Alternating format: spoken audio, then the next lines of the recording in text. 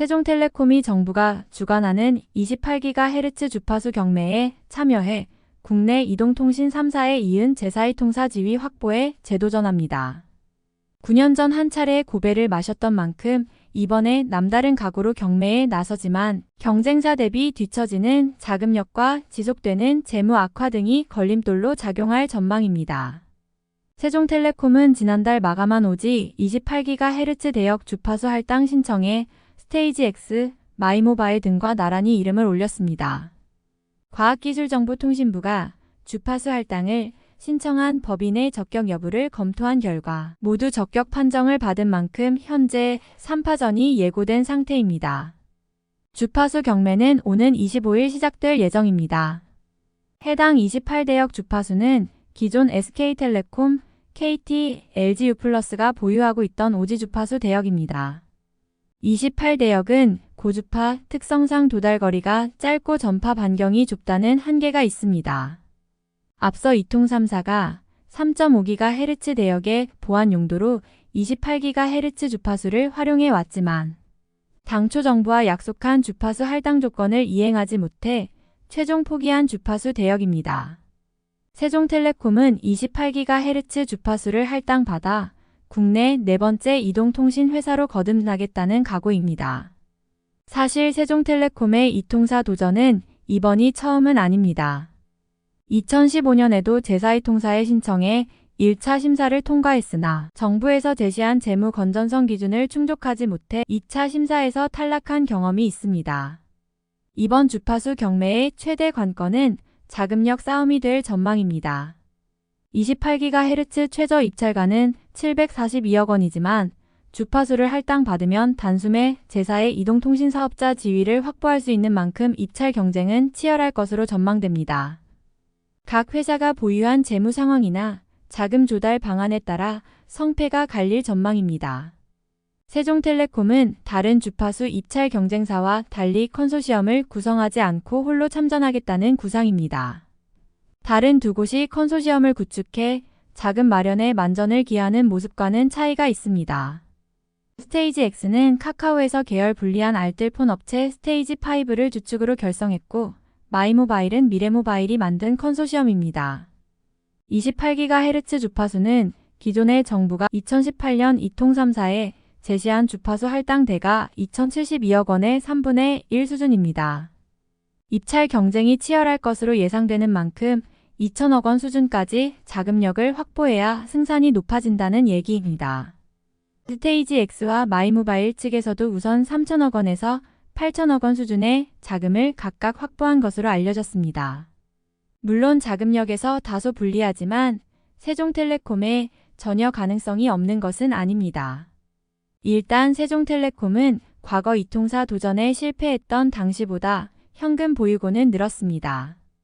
지난해 3분기 기준 유동금융자산 포함 보유 현금성 자산은 2,500억 원 수준으로 앞서 제4의 통사에 탈락했던 2015년 현금성 자산 69억 원 대비 고가는 넉넉해졌습니다. 그간 세종텔레콤은 재무 악화 속에서도 사업구조 개편이나 자산 매각 등으로 유동성 확보에 주력해 왔습니다. 지난 2021년 인터넷 데이터 센터 두 곳을 약 468억 원 상당의 매각한 것이 대표적입니다.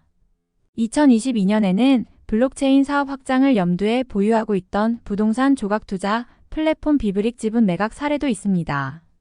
아쉬운 점은 지난 8년여 동안 자금 여유는 생겼지만 수익성 지표가 여전히 나아지지 않고 있다는 점입니다.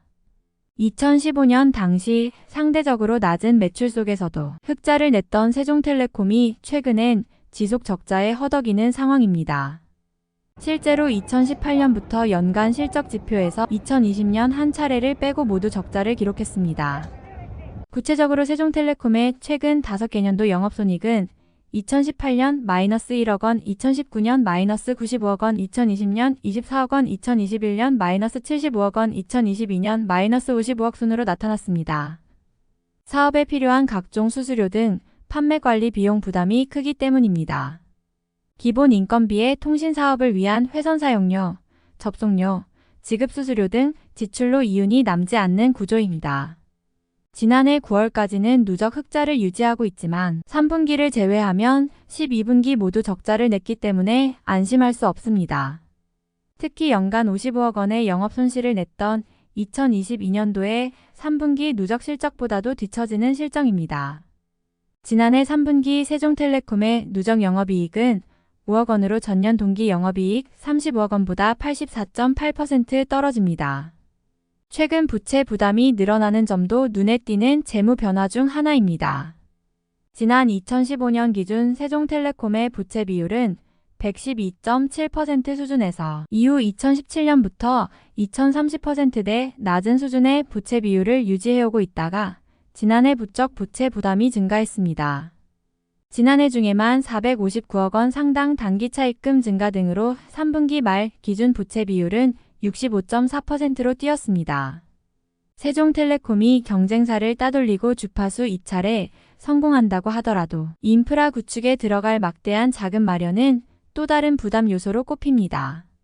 정부가 제시하고 있는 28GHz 기지국의 의무 구축 수량은 6,000개입니다.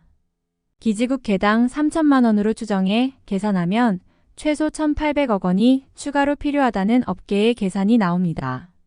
주파수 입찰가와 정부 의무 조건인 기지국 구축 비용, 추가로 교환, 설비 및 과금 시스템 구축 비용 등까지 고려하면 세종텔레콤이 보유한 재무 여건만으로는 여력이 부족한 것은 사실입니다. 결국 제3의 투자처를 찾지 못한다면 세종텔레콤으로선 28 관련 사업을 감당할 수 없다는 진단이 나옵니다. 그렇다고 외부 투자자를 찾는 것도 현재로선 만만치 않습니다. 28GHz 대역은 이미 국내 굴지의 이통 대기업들이 실패한 영역이고 킬러 콘텐츠도 없는 시장인데 아직 구체적인 사업 전략도 없어 투자금 회수가 어떤 방식으로 이뤄질지도 불분명한 상황입니다. 세종텔레콤이 재정 부족으로 네트워크 구축을 중단할 우려도 배제할 수 없습니다. 최근 경매에 임하는 세종텔레콤의 입장도 다소 소극적인 노선으로 돌아선 것으로 분석됩니다. 경매에 나서되 무리한 경쟁은 피하겠다는 의지로 분석됩니다. 김영진 세종텔레콤 회장은 지난달 한국알뜰통신사업자협회 기자간담회에서 28GHz 대역의 경우 투자비가 많이 든다며 출혈 경쟁까지 나설 생각은 없다고 말했습니다. 세종텔레콤 관계자는 28GHz 주파수 경매와 관련해 세부적으로 아직 말씀드릴 수 있는 부분은 없다며 일정에 맞춰 잘 준비할 예정이라고 말했습니다.